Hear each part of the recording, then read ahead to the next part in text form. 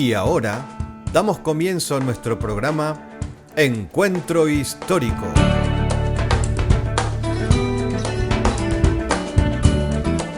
De la mano de Patricia Ferrer y bajo la conducción de Richard del Pino, haremos un recorrido por la historia para dar una interpretación correcta a la palabra de Dios y sus personajes, y también para comprender aún mucho mejor las bases de nuestra fe. Póngase cómodo y sea usted también, durante los próximos 25 minutos, partícipe de este Encuentro Histórico.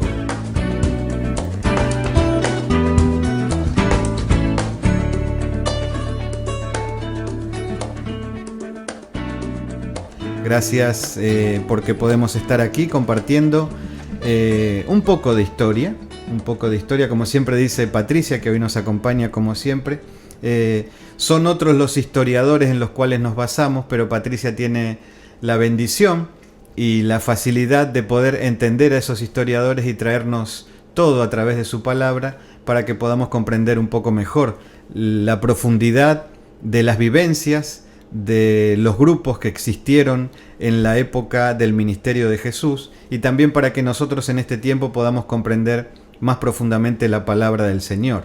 Así que bueno, vamos a dar comienzo al programa de hoy. No sé si ustedes recuerdan que la semana anterior estuvimos hablando acerca de la esperanza mesiánica judía de Jesús, pero Patricia, tú lo enfocaste desde esa esperanza acerca del pueblo, de los que vivían, de los habitantes que vivían en Judea, en Galilea y en Jerusalén. Ahora surge una pregunta. No solamente había judíos en Judea, en Galilea y en Jerusalén, también en otros países había judíos, lo que comúnmente se llama los judíos de la diáspora. Esa perspectiva, esa idea, esa esperanza mesiánica, ¿era la misma de los que vivían en Judea, en Galilea y en Jerusalén? ¿Era la misma que tenían los que vivían en la diáspora, los judíos de la diáspora? Bueno, mira, Richard, hiciste también una muy buena pregunta. Para eso me pagan, para hacer buenas preguntas. Sí, es muy buena la pregunta. Podemos considerar lo que dice José Montserrat Torrents, también, que él te hace una muy buena descripción de todas las comunidades judías y judías cristianas del primer siglo, sobre todo hasta el año 70. Yo te podría decir que no es la misma, no es la misma, y justamente porque él te presenta la vida, por ejemplo, de Filón y la vida de Pablo, por ejemplo, como dos universalistas que tenemos, dos judíos universalistas que te van a presentar la esperanza por ahí del pueblo de Israel, la esperanza mesiánica, pero de una manera diferente. Ajá. ¿En qué sentido? Bueno, fíjate vos, ya de por sí, contestando un poco tu pregunta, no era la misma situación, claro. Digamos, la que vivíamos. Habíamos hablado que todas las comunidades de Galilea y de Judea estaban bajo un contexto de opresión absoluto, tanto político como económico y religioso, ¿no es cierto? Entonces, de ahí en más el clamor. Las comunidades de la diáspora básicamente tenían 4 privilegios muy importantes. Ajá. Que te los puedo mencionar rápidamente. Sí. En primer lugar, la exención de la ley Julia de Colegis. Ajá. Esta era una ley muy importante que estaba prohibido toda asociación religiosa, absolutamente. Entonces, Flavio Josefo justamente te cita en sus libros de antigüedades un pedacito, por ejemplo, de aquí de los documentos, que dice, por ejemplo, igualmente, bueno, el que escribe es Julio Gallo, pretor, cónsul de Romano a los magistrados, ¿no es cierto? Uh-huh. Asamblea de Pueblo de Parión, salud. Dice, hay una parte que dice, igualmente prohíbo yo las demás asociaciones religiosas, pero permito solamente a este pueblo, o sea, reunirse, refiriéndose a los judíos, sí, reunirse de acuerdo con sus costumbres y sus leyes ancestrales y celebrar sus fiestas. Claro. Esa es una de las más importantes privilegios que tenía la comunidad judía de la diáspora. Ellos eran los únicos que tenían permiso por el emperador de poder reunirse, celebrar su fiesta. El otro beneficio fundamental era la exención militar. Es decir, dice otro documento, también apuntado por Flavio Josefo. Sí, Dice, sí. en consideración a sus escrúpulos religiosos, he dispensado del servicio militar a los judíos que son ciudadanos romanos y que me consta que tienen y practican los ritos judíos en Efeso. El otro privilegio era autonomía administrativa, es decir, podían administrar, digamos, sus sinagogas de una manera autónoma, Claro. sin intervención del emperador ahí. Y vuelvo a repetirte, Richard, que todos estos privilegios lamentablemente se terminaron después del año 70, Claro. Ya empezaron a disminuir. Claro. Y mientras estuvieron, digamos, los romanos, o cuando después, yendo un poquito más adelante, cuando comienza el imperio cristiano a partir de Constantino, ahí sí que se transformó la realidad de ellos Claro. en algo muy, muy diferente. Ujú. Desde tiempos, dice, remotos, han tenido su propia asociación de acuerdo con sus leyes ancestrales, dice otro documento, y también un lugar propio en el que deciden sus asuntos y sus contenciosos internos. A petición suya de que se les permita lo reseñado, he decidido que se mantenga y se le permita tal actuación. Eso lo escribe Lucio Antonio, un hijo de Marco, un propetor a los magistrados de la Asamblea y el pueblo de Sardes. Y básicamente también otro de los privilegios, eran 4, privilegio era remitir el dinero del templo a Jerusalén. Es decir, recolectar el dinero y podían remitirlo a Jerusalén. Eso también, después del año 70, ese dinero ya se convierte en fiscos judaicos. Ajá. Y ese dinero ya va al templo de Júpiter, Ah. o sea, todo el imperio romano. Claro, claro, O sea, le claro. quita todo ese privilegio. Entonces, básicamente, podemos mencionar aquí, o sea, podemos hacernos una idea, Richard, de que las comunidades de la diáspora estaban de alguna manera privilegiadas, o sea, en una Claro. situación de privilegio donde no había esa esperanza mesiánica, Claro. esa necesidad de que, digamos, de alguna manera estaban muy asimilados con la cultura, con todas las instituciones helenísticas, y que sí, ellos vemos que en la sinagoga ellos siguen cumpliendo sus leyes, sus ritos, incluso la exención militar más que nada era por el tema de las comidas, ¿no es cierto? Y básicamente todo lo que sea sus rituales de purificación. Entonces eso se les permitía, no se los molestaba con eso. Pero no había ninguna, digamos, apuro, o sea, en que viniera ningún Mesías. Claro. O sea, ellos estaban bien, de alguna O sea, manera. esa comodidad, digámoslo así, ¿no? Esa comodidad con la cual ellos vivían en la diáspora no les hacía tener la necesidad, urgencia Exactamente. de ese Mesías que sí se estaba esperando en Exacto. Judea, en Galilea y en Jerusalén. Tal cual, y estamos hablando de, fíjate vos, de momentos contemporáneos, es decir, mientras pasaba lo que veníamos hablando todos estos programas anteriores, mientras estaba pasando en Judea y en Galilea esta situación, al mismo tiempo estaban en la diáspora, estaban viviendo esta otra situación. Ahora, una pregunta geográfica, tal vez la puedas saber o no, pero no importa. Más o menos, ¿qué distancia hay de lo que es, en kilómetros, vos más o menos tenés una idea de lo que es Judea y Galilea, a lo que era donde estaba Filón? Bueno, Filón estaba en Alejandría, Sí. norte de Egipto. No tengo exactamente la cantidad de kilómetros, Claro. pero sí podemos decir que es el norte de Egipto. Y Judea y Galilea, bueno, entre Galilea y Judea habíamos dicho que más o menos 200 kilómetros 200 kilómetros. había, entre Galilea y Judea, quiero decir. El Galilea está más al norte, Judea más al sur. O sea, es que digamos que habría unos 1000 kilómetros, 800, 1000 kilómetros, más o menos, más como o para menos. tener una idea ahí más Tendríamos o menos que ver geográfica. después, no estoy segura. Porque quería pero apuntar es el a norte de esto. Egipto. Claro, o sea, quería que es apuntar a Alejandría. esto, no a tu sabiduría geográfica. No, que si usted busca, querido oyente, en un mapa o algo lo puede sacar muy fácilmente, lo que pasa es que nosotros no lo tenemos a mano para poder darle ese dato. Claro. Pero la idea no es justamente dar ese dato. Sí. La idea es que nos tenemos que sacar de nuestra mente la vivencia actual de lo que se vivía en aquel momento. Claro. O sea, lo que hoy estamos viviendo nosotros aquí en Argentina, a 8000 kilómetros de aquí de Estados Unidos, en el mismo momento se están enterando de lo que está pasando aquí. Exacto. Y nosotros aquí nos estamos enterando en el mismo momento de lo que está Tal pasando en cual. Argentina. Por Es los más, los medios de comunicación han exacto. cambiado. Y por la tecnología. Sí, sí. Han correcto. pasado cosas en Argentina que nos hemos enterado primero aquí, en Estados Unidos, Sí, de, sí. de lo que se enteraron allá. ¿Qué quiero decir con esto? Que tal vez la distancia en aquel tiempo no tiene nada que ver con lo que hoy nosotros tenemos aquí. Lo que estaba viviendo tal vez el pueblo de Judea, de Galilea y Jerusalén, ahí en donde estaba Filón en ese momento, ¿me dijiste en Alejandría? Sí. Tal vez no estaban ni enterados de lo que estaba pasando en ese mismo momento, y por eso la tranquilidad que ellos tenían. Claro, lógico. Y por otro lado, fíjate que, ya te digo, al relacionarse un poco con por ejemplo, en el caso de Filón, que es el que vamos a tocar hoy, por ejemplo, de una manera muy superficial, obviamente, porque nos falta tiempo, pero tiene que ver que... Bueno, podemos usar varios programas para Filón, no te preocupes, no hay problema. No.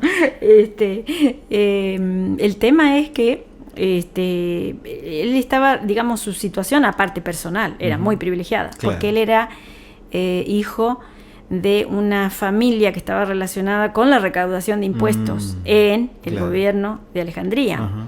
Es decir, en primer lugar, vos ves que le va a generar eso ciertas antipatías en la comunidad local, ¿no es cierto? En la comunidad nativa de Egipto. Pero él, digamos, de alguna manera, él tiene acceso a toda la cultura helenística, él había leído a Platón, en todo momento a Homero, o sea, los clásicos, digamos, y básicamente de él aprende, digamos, todos los métodos alegóricos, y él su universalismo se basó en qué, como dice, por ejemplo, este historiador, a mí me gusta, José Montserrat Torrens, porque él dice en un momento, él, haciendo la comparación entre Filón y Pablo, por ejemplo, Filón abre la puerta, o sea, Pablo dice, abre la puerta de la sinagoga para que los gentiles entren a la sinagoga, pero Filón la abre para que los judíos salgan. Claro. Entonces, él lo que hace es tratar de mostrar a toda esta élite helenística que estaba relacionada con él en la universidad, o sea, en la biblioteca, mejor dicho, ¿no? Sí. No era una universidad como la que vemos ahora, ¿no? Sí. Hacerle conocer toda la sabiduría judía, pero tiene que transformar el mensaje de alguna manera. ¿Cómo lo transforma? Poniendo un método alegórico sobre todas las escrituras que en ese tiempo podían sonar rústicas, si por ejemplo toda la comunidad helenística estaba acostumbrada a leer y a pensar filosóficamente, cuando leyera los textos demasiado bruscos, literales, y sobre todo con relación a las leyes, por ejemplo, todo lo que sea punitivo, sobre todo los castigos, el tema de los castigos, de las recompensas, podía sonar que chocara con la mentalidad helenística. Entonces lo que hace es alegorizar, ¿no es cierto? Todo, incluso le pone todo un barniz, digamos, de por ejemplo, de los personajes, cuando él habla, por ejemplo, de la vida de Moisés, de los patriarcas, ¿cómo te los va a presentar? Te los va a presentar como un sabio, estoico, filosófico, es decir, con todo ese barniz helenístico. Es decir, ¿por qué es importante? Y es importante, que, como te lo nombra este historiador, porque los métodos que él utilizó después van a ser tomados por los padres de la iglesia del siglo II. Es decir, es importante porque después en el siglo II vamos a ver que los padres de la iglesia, que la mayoría son todos de origen gentil, van a fusionar un poquito lo que Pablo dijo y lo que Filón dijo, pero sobre todo la importancia de aplicar los métodos alegóricos a las escrituras. Y por eso me sigue gustando lo que dijo David Flusser, que el cristianismo es una religión judía, porque aún digamos, las raíces helénicas o helenísticas que tiene el cristianismo proviene del judaísmo, que en este caso sería el judaísmo de la diáspora, por ahí, digamos, concentrado en la persona de Filón. Entonces, fíjate vos, por ejemplo, que para Filón también otra cosa importante es esto, que él, por ejemplo, con respecto a la ley, él dice que se puede, digamos, que la ley, primero y principal, de que ya te digo, la idea de la esperanza de un Mesías y todo, para Filón no tiene ninguna importancia. La ley, para él, es una especie de, sí, para el pueblo judío es sigue vigente, o sea, él para su comunidad sí les exige que tienen que cumplir con todos los preceptos, pero con respecto a los gentiles, él dice que él puede transformar esos preceptos que están en la ley judía en preceptos morales, y que el hombre, ¿cómo se puede salvar el hombre? Llegando a Dios a través del conocimiento, es decir, que a través, o sea, fíjate vos, la línea de Filón dice, yo voy a hacer conocer a los gentiles las escrituras judías, pero a través de mostrárselas como un camino moral para llegar al conocimiento de Dios. Es decir, que ahí si te pones a pensar, comparás un poquito lo que Jesús creía con lo que decía, o sea, con lo que creía Filón, no tiene nada que ver, un poco, porque no, de alguna manera, o sea, aunque está relacionado, y es importante, porque es agradable a los oídos, y se entiende desde el momento en que vos decís, bueno, pero es lógico, o sea, hasta suena razonable, porque era lógico que todas estas disposiciones que supuestamente habían sido entregadas al pueblo de Israel, obviamente cuando pasa al ámbito de los gentiles era bien difícil ponerlas en práctica, y yo creo que siempre fue el problema de poner, ese tema siempre estuvo en la mesa, es decir, cómo hacemos que también los primeros discípulos, también Pablo, cuando tuvo esa discusión con los otros discípulos, digamos, las distintas formas de ver entre él y la otra comunidad, más que nada la de Jerusalén, de cómo se tenía que llevar este mensaje a los gentiles, nunca estuvieron mucho de acuerdo, siempre se buscaban distintas vías para poder llegar a los gentiles y poder, o sea, porque era lógico y ellos sabían de que los gentiles no iban a poder cumplir con todas las disposiciones que habían sido entregadas solamente a ellos. Entonces, es importante eso, o sea, lo de la moral, porque primero y principal que después, fíjate vos, hasta Lutero después retoma esa idea, es decir, agarra y digamos, y divide la ley entre ley ceremonial y ley moral, y eso ya te digo, no es que es una idea que se le ocurrió a Lutero, ya viene de Filón. Claro. Cuando hablas de la idea, digamos, de Filón, de poder llegar con ese mensaje, digamos, el del judaísmo, el del Dios único y verdadero, hacia los gentiles, estás hablando de los gentiles que no son judíos, ni... Sí, gentil no es judío. Ok. Digamos que esa palabra gentil muchas veces se usa también en el Antiguo Testamento, viéndolo de la raíz hebrea, como que hay cuatro ideas o cuatro conceptos de qué son los gentiles. Ajá. Entonces, como estamos hablando de la diáspora, me gustaría aclarar esto porque capaz que hay alguien que nos está escuchando y le gusta estudiar mucho y que me parece bárbaro. Sí. Cuando vos estás hablando de gentiles, estás hablando de los que no tienen nada que ver con el judaísmo. Claro. Ni siquiera sangre judía. Son gentiles. Exactamente, okay. Exacto. Y se puede hablar de que en ese momento había, ¿te acuerdas que habíamos nombrado el otro día? Lo que sí existía había prosélitos, es decir, gentiles, claro, sí, que provienen del gentilicio, es decir, de personas no judías que se hacían judías, ¿sí? Que pasaban por la circuncisión y estaban dispuestos a aceptar todos los rituales del judaísmo. También estaba esa otra categoría de temerosos de Dios, que le usan el nombre griego para llamarlos a esa categoría, era phobomenoi, que también en latín aparece como la palabra metuente, es decir, son personas que se acercan a la sinagoga y dejan el paganismo, pero no pasan por el ritual de la circuncisión, sino que simplemente quedan ahí como simpatizantes. Pero es importante porque para ellos también les está llegando la sabiduría de los judíos a ellos. Entonces, y otra de las cosas que Filón habla, de que él pensaba de que el hombre se podía salvar a través, ya te digo, del conocimiento de Dios, pero también o sea, que no era para él la circuncisión algo muy importante, que tenía que ser, o sea, básicamente que el que se acercaba al judaísmo tenía que ser circuncidado, sino que él llega a decir que todo hombre virtuoso ya es un judío, o sea, todo por ejemplo, dice, mira, ahí te voy a leer dos textos, dos pedacitos, porque no tenemos poco tiempo. Pero, por ejemplo, cuando hablamos de que, ya te digo, tuvo que transformar el mensaje, porque, por ejemplo, las instituciones judías que fueron presentadas bajo, ya te digo, todo un prisma helenizante o helenizador, Fíjate lo que dice en Vida de Moisés, un pedacito acá que dice: de ahí la costumbre todavía actual de los judíos de meditar sobre la filosofía de sus antepasados en el día del sábado y de dedicar este tiempo a la ciencia y a la contemplación de las realidades naturales. O sea, ¿cómo te lo está presentando el judío? Como un sabio helenista. Claro. Un estoico. Por ejemplo, los estoicos hacían todo esto. No es otra cosa, otra cosa son las sinagogas que hay en las diversas ciudades, sino escuelas de prudencia, fortaleza, sabiduría, justicia, piedad y santidad. En fin, del conjunto de todas las virtudes por medio de las cuales se disciernen y se cumplen los deberes para con Dios y para con los hombres.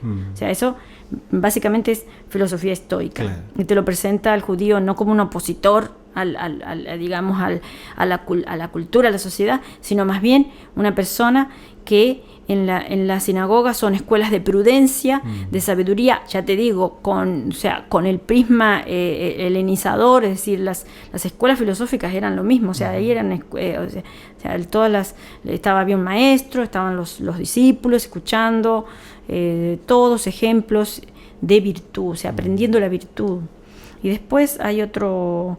Por ejemplo, con respecto, por ejemplo, a la comunidad judía, sí, Filón, habíamos dicho, según José Montserrat Torrens, que Filón sí defendía sin paliativo la observancia de todos los preceptos mosaicos en su integridad. Es decir, para los judíos sí, él defendía, o sea, en ningún momento yo lo que quiero, volver a recalcar que hasta ahora en ningún momento aparece la idea de abolir la Torá, en ninguno de estos grupos. O sea, si podemos percibir es que lo que sí se puede transformar o de alguna manera interpretar de una manera diferente para poder llegar a las comunidades de los gentiles. Pero no se está diciendo que esto ahora ya no sirve más y hay que dejarlo. Claro. Ni tampoco Pablo. Porque mira, Pablo, y acá él también te lo explica bien, fue conservador y la idea que él tiene de la Torá y de todas las instituciones judías es que ahora están como subordinadas a la idea del Mesías. Claro. O sea, él cree que... Y él se apoya más en hechos históricos, ¿no es cierto? No tanto, de alguna manera, sacándolo, digamos, como Filón en el caso de que ya... O sea, saca las instituciones y todo lo que sea el pensamiento judío y el pensamiento mesiánico, lo saca de la historia y lo saca de la geografía, sino que lo hace todo universalista. Por eso te digo que el cristianismo se basa mucho, los primeros padres, en las ideas de Filón. Porque fíjate vos que el cristianismo ya no está relacionado con la tierra de Israel, no está relacionado con un tiempo y una historia ni una geografía, es universalista 100%. Perdón, para tener una idea y que nuestros amigos también la tengan. Sí. Filón, ¿en qué año fue que, digamos, vivió? ¿En qué año? Bueno, él nace en el 13 a.C. Okay. Y es contemporáneo a Pablo y a Jesús. Eso quería saber. Sí. Es contemporáneo. Nada más que él allá en Alejandría. Okay. Porque a medida que vos vas explicando cosas de Filón, se me vienen a la mente automáticamente mensajes de Pablo. Ah, sí. Cosas que Pablo decía. Nada más que Pablo se fue más bien a la diáspora que estaban todas las comunidades en Asia Menor, que hoy es Turquía, y ya directamente a las griegas. Ok, Patricia, esto es, la verdad que es interesantísimo. Y lo que acabas de leer recién de Filón, y más entender que era contemporáneo a Jesús y al apóstol Pablo. O sea, eso le da pero no estuvieron juntos, o sea, es como decís vos, la geografía, o sea, no podemos a veces entender esto porque muchas veces estas personas no tenían contacto entre sí, porque una cosa era vivir allá en Alejandría, otra cosa era vivir allá en Judea, otra cosa era vivir allá o sea, muy diferente, aunque sí tenían, o sea, los mercaderes, las personas que viajaban, eran más que nada los diplomáticos, o sea, las personas de las embajadas, de todo relacionado con el gobierno, pero la gente común, o sea, muy limitado a su lugar de origen y a su entorno de alrededor, nada más. Qué linda la historia. Hoy en día, esto se puede ver, mira, vos, haciendo una simple comparación. No es lo mismo una iglesia cristiana aquí, viviendo con todas las comunidades de la democracia, con la que nosotros, gracias a Dios, tenemos acceso a una comunidad que está en este momento en el Magreb, claro, donde lamentablemente desde la primavera árabe están tomando el control grupos islamistas y están quemando las iglesias y con los cristianos adentro. O sea, no es la misma esperanza mesiánica la que tenemos nosotros acá que la que tienen ellos. Sí, sí, es verdad, Patricia. Gracias. De verdad, muchas gracias por todo esto. Sé que tal vez habría más y yo te quiero decir que estés en la comodidad total y absoluta de que si vos crees que la semana próxima tenemos que seguir con Filón, podemos seguir con Filón, no hay ningún problema, porque la idea justamente de todo esto es que cada vez saber más. Y yo te agradezco mucho por este tiempo, por todas las cosas que nos traes. Gracias a ustedes también, queridos amigos, por estar del otro lado del radio como siempre. Y sepan que en este encuentro histórico lo hacemos desde nuestro corazón para usted y que estamos dispuestos. Usted puede comunicarse con nosotros al teléfono que daremos más adelante o a nuestro email, y gustosamente podemos también responder a algunas de sus inquietudes que tienen que ver con este tema histórico. Lo esperamos el próximo martes nuevamente aquí junto con Patricia en nuestro encuentro histórico. Feliz semana para todos. Adiós. Nos encontraremos el próximo martes a esta misma hora para seguir siendo partícipes de este encuentro histórico. Este material también está a su disposición en CDs.